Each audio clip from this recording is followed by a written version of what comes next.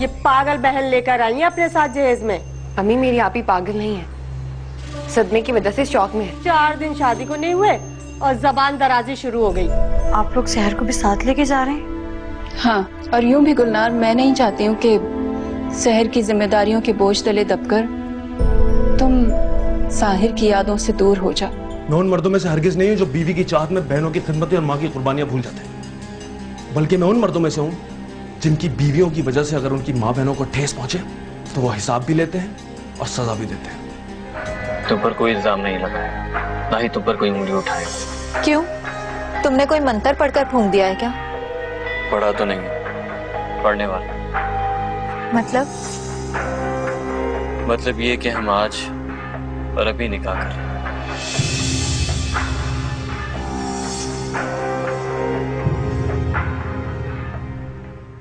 तुम जानते हो आलम कि ऐसा नहीं हो सकता। मारिया, मैंने तुमसे पूछा नहीं है, बल्कि तुम्हें बता रहा हूँ कि आज हम निकाह करें। तुम मुझसे निकाह सिर्फ इसलिए करना चाहते हो क्योंकि तुम्हें मुझ पे तरस आ रहा है। नहीं मारिया, मैं तुमसे निकाह इसलिए करना चाहता हूँ कि मुझे इस बात का पूरा यकीन है कि हम अच्छी जिंदगी गुजार सकते हैं। और तुम्हें ये इल्हाम कैसे हुआ? ये इल्हाम नहीं है, मेरा यकीन है। और मुझे इस बात का यकीन ऐसे हुआ कि हम दोनों एक दूसरे के माजी को अच्छी तरह जानते हैं। हमें एक दूसरे से कुछ छुपाना नहीं पड़ेगा, कुछ झूठ नहीं बोलना पड़ेगा। एक दूसरे के सुख दुख को अच्छी तरह समझ सकते हैं। और एक अच्छे रिश्ते के लिए इससे अच्छी और कोई बात नहीं हो सकती। और अगर जाने अनजाने में हमने एक दूसरे से तवक्कुआत वाबस्ता कर ली तो? और अगर ऐसा कभी हो तो मैं तुम्हारी तवक्कुआत पर पूरा उतरने की कोशिश करूंगा और तुम्हारी मर्जी के खिलाफ कभी भी तुम्हें कुछ करने के लिए जबरदस्ती नहीं करूंगा। इतना तो एतबार कर सकती हो ना मुझ पे? आलम, बात एतबार की नहीं, तमाशा बनने की है। तुम रानिया को तलाक दे चुके हो। अब अगर तुम मुझसे शादी करोगे तो सब लोगों को यकीन हो जाएगा कि तुमने रानिया को मेरी वजह से तलाक दी। और खुद आबिद का और मेरे घर वालों का शक यकीन में बदल जाएगा। और मैं इन सारे इल्जामात को सच होते नहीं देख सकती। मारिया, तुम उन लोगों के सामने सुरखरू होना चाहती हो जिसे तुम्हारे जीने मरने से कोई फर्क नहीं पड़ता। सारी दुनिया एक ही इंसान के बारे में एक ही वक्त में अच्छा या बुरा नहीं सोच सकती। हर किसी का नजरिया, हर किसी की राय अलग होती है। हमें इससे फर्क नहीं पड़ना चाहिए कि लोगों को क्या पसंद है, लोग क्या चाहते हैं, बल्कि हकीकत का तकाजा ये है कि हमें क्या अच्छा लगता है, हमें क्या करना है।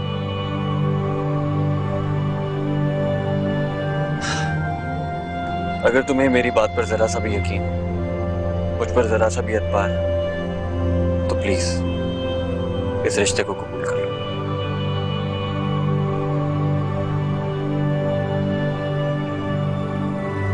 राबिया भाभी के साथ जो कुछ भी हुआ उसमें उनका कोई कसूर नहीं है, वो डर गई थी।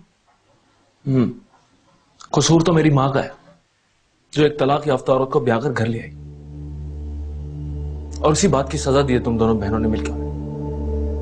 उनका तो सिर्फ बाजू चला है। तो तुम चाहती हो कि वो पूरी की पूरी चल जाती? खुदा ना खास्ता वकाल, मैं ऐसे भला क्यों चाहूंगी? दुनिया की हर बहू अपनी सास का बुरा चाहती है, इसमें नई क्या बात है? बहू को सास से क्यों प्रॉब्लम होती है इसका तो मुझे नहीं पता, लेकिन मुझे आपकी अम्मी से कोई प्रॉब्लम नहीं है। जानता हूं, अच्छी तरह जानता हूं, सिर्फ और सिर्फ जुबान से कह रही।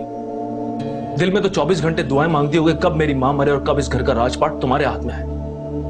दिमाग में 24 घंटे मंसूबे चलते हैं तुम्हारे मेरी मां को रास्ते से हटाने के लिए।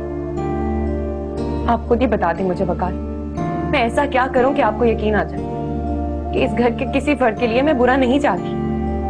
आ जाएगा यकीन अगर तुम्हारे दिल में खोट नहीं होती। और फिलहाल तो तुम अपनी इस पागल बहन को संभालो और याद रखो अगर इसकी वजह से इस घर में आइंदा कुछ भी हुआ ना तो उठा के बाहर फेंक दूंगा उसे।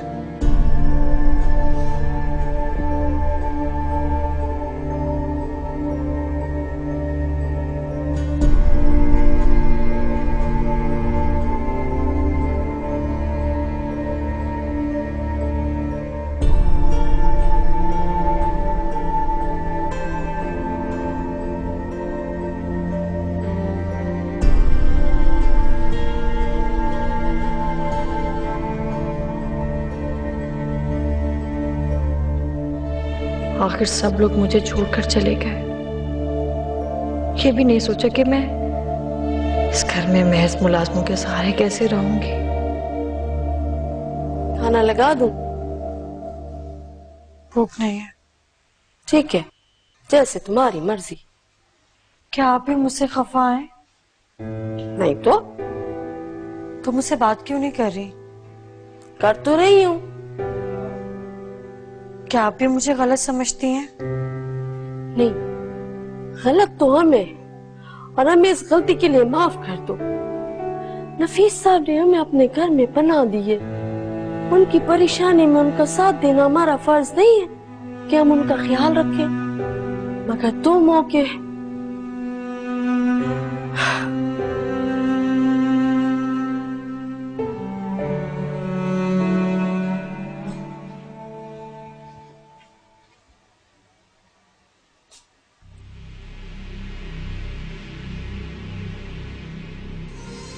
आलम, ये लड़की कौन है? मेरी बीवी। क्या तूने इससे शादी कर ली? कौन है ये? रात बिरादरी क्या है? कौन सा खानदान है? कुछ पता तो चले। एक शरीफ खानदान की लड़की है, इसीलिए इससे निकाह किया। और आपके सवालों का जवाब सिर्फ यही है कि ये मेरी बीवी है। और जो लोग तरह तरह के सवाल पूछेंगे उनका क्या करेगा? मारिया, तुम ऊपर रूम में जाओ।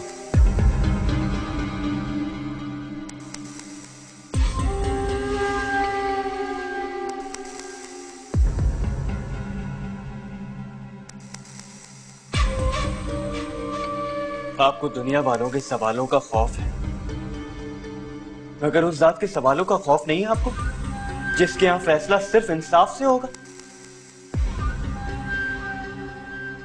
सोचा है कभी आपने अपने बेटे की जिंदगी बर्बाद करने की जो साजिश आपने की थी, उसका क्या जवाब देंगे आप? आपके पास दलील है इस बात की कि रानिया की जिंदगी में जो कुछ हुआ वो सब कुछ ठीक था? अब गुजरी बातें दोहरा के क्या साबित करना चाहता है? कुछ नहीं, सिर्फ आपसे ये कहना चाहता कि अगर आप अपनी मर्जी से मेरी जिंदगी को चला सकते हैं तो अपनी जिंदगी को संवारने और बिगाड़ने का हक मुझे भी है। आलम, ये तेरा जज्बाती फैसला है। अपने इस फैसले के तमाम नफा और नुकसान का जिम्मेदार मैं खुद हूं। आपको इसकी फिक्र करने की जरूरत नहीं है। आलम, पछताएगा तू। मेरी जिंदगी में तो पहले ही बहुत पछतावे। अदा का भाई और आपका बेटा होने का पछतावा, रानिया को बेगुनाह सजा देने का पछतावा, साहिर की मां को उसका हक ना दिलाने का पछतावा। अगर इतने पछतावे मेरी जिंदगी का मुकद्दर बन चुके हैं तो फिर एक नए पछतावे से क्या घबराना? बल्कि कभी कभी तो मुझे लगता है कि पछतावे ही मेरी जिंदगी है। तो तूने ये शादी अपने खानदान से इंतकाम लेने के लिए की है? मैंने शादी नहीं की, बस जीने की कोशिश की है। हमेशा औरत को ही मर्द के सहारे की जरूरत नहीं होती। कभी कभी मर्द भी ऐसे मकाम पर आ जाता है कि उसे औरत के सहारे की जरूरत पड़ती है। मुझे अब ये जिंदगी बोझ लगने लगी है और कहते हैं कि जब बोझ बढ़ जाए तो उसे किसी के साथ बांट लेना चाहिए। मैंने भी अपनी जिंदगी का बोझ मारिया के साथ बांट लिया। आलम, आलम बेटा,